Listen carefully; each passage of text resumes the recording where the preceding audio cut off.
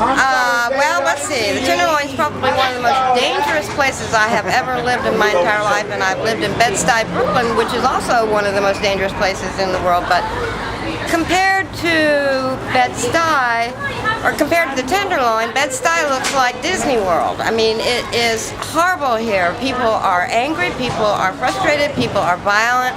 I have been attacked by drug dealers. I don't do drugs.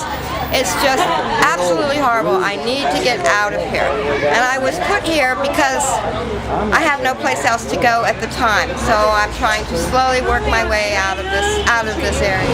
I got a place. Yeah? But I don't like it. Why?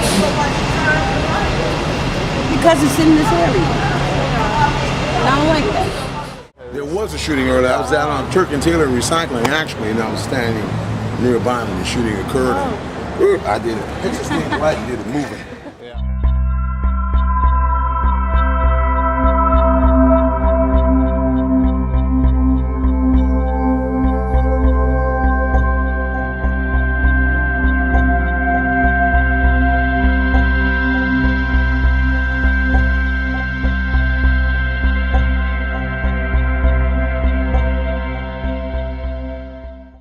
Happened is that sort of around the same time period, a lot of the gangs from Oakland and Richmond, the East Bay, have figured out that there's a BART stop. There's actually 2 BART stops right on top of the Tenderloin. There's Powell and Civic Center, kind of cover 2 ends of the Tenderloin. So they have taken in recent years to BARTing over and plying their trade on the streets, and the violence that goes along with it has come with them. There was always drug trade on the streets of the Tenderloin, but it was always a little more just kind of small time, not quite as violent. I mean, there certainly was violence, but it just wasn't as exaggerated as it is now.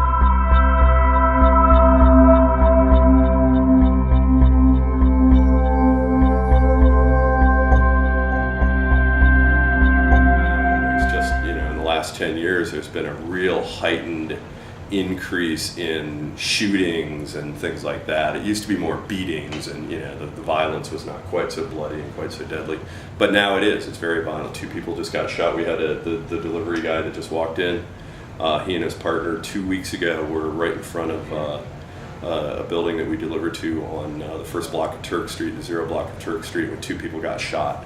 And the people who shot them ran back down to the subway and went back to wherever they came from. Our volunteers were all right, but they were about 20 feet away. So, it's that kind of daylight activity is a little unusual, but at night it really has become sort of a free fire zone. So it's sort of an odd conundrum that while housing and services has improved, a lot of the violence on the streets gotten a lot worse. This woman, Loretta, and there was another man who was with them who I didn't get a chance to talk to. They stay together, basically, and they work the streets together, and they try to survive together. And she just told me that there's literally no way that they could survive without each other.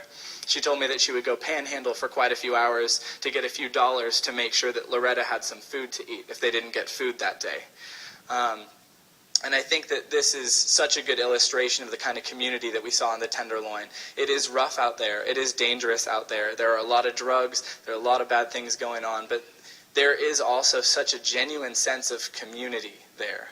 And that these people really do show love for each other. And it was just so amazing. I asked her, where do you guys sleep? And she says, we try to get into a shelter, but in order to get to a shelter, you have to go at 6 in the morning, and if you don't get in then you have to come back at 11. If you don't get in then, you have to come back at 4. And so basically you end up standing in line all day. So they say they just sleep wherever they can. It was really unfortunate because she said that even the police seem to harass them significantly without asking them if they need help or if they need any assistance. And so even those who she said are supposed to protect and serve, they're not here to serve us. Why is it that it seems like the mentally ill, the depraved, and the sick, homeless, poor people seem to be put in one section just to fester? Why do they do that? Why do San Francisco, which is essentially a wealthy city, the poor, I think, are just being squeezed into smaller and smaller areas. The city, you can certainly argue whether city policies have exacerbated that or not.